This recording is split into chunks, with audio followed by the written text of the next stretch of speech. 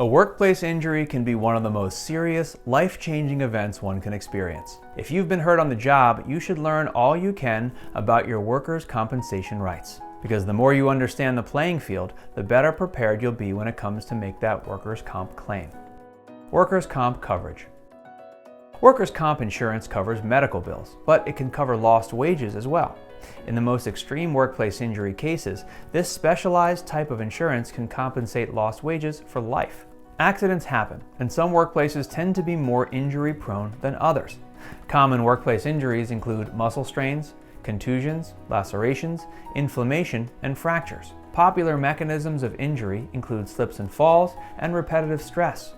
It's important to understand the landscape of what workers' comp insurance covers. Having realistic and appropriate expectations is a foundation for success when it comes to workers' compensation collections. Workers' comp insurance can replace wages for temporary or permanent disability. It can also cover vocational rehab and expenses incurred throughout one's treatment, such as mileage, for example. Keep in mind that workers' comp does not cover you if you sustained a workplace injury while violating company policy or acting negligently, nor does it cover you if you've been injured on the job while under the influence of drugs or intoxicated. Handling your claim. First, seek immediate medical care. Not only do you need to see a doctor after an accident for your own health and well-being, but doing so will bolster your workers' comp case. So seek medical help, even if you don't feel injured. In the hours after an accident, especially a serious one, pain often does not factor in, though it definitely comes later. So if you're judging the situation by how much pain you feel, you'll miss out on the critical care you may need as well as your claim's foundation. Next, notify your employer so that they may file a report. From a claims point of view, you want to make sure you give the employer official notice of your accident. After this, you'll file the workers' comp claim. Do this fast because if you don't file your claim within a specified timeline, you may be out of luck. While each state sets its own deadlines, the average range is around 1 to 2 years, depending on the injury type. After filing your claim, you'll want to seek an independent doctor.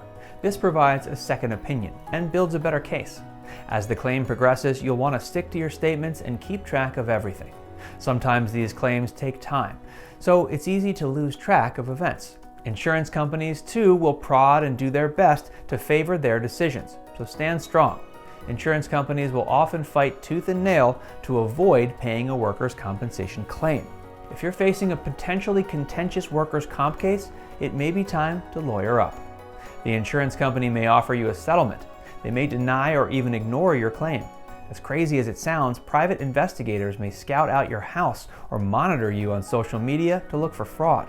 None of these situations is ideal, and if you want the best odds going into a workers' compensation claim, you need the right attorney. The team at Fitzpatrick & Associates are professionals, seasoned in the field of workers' compensation.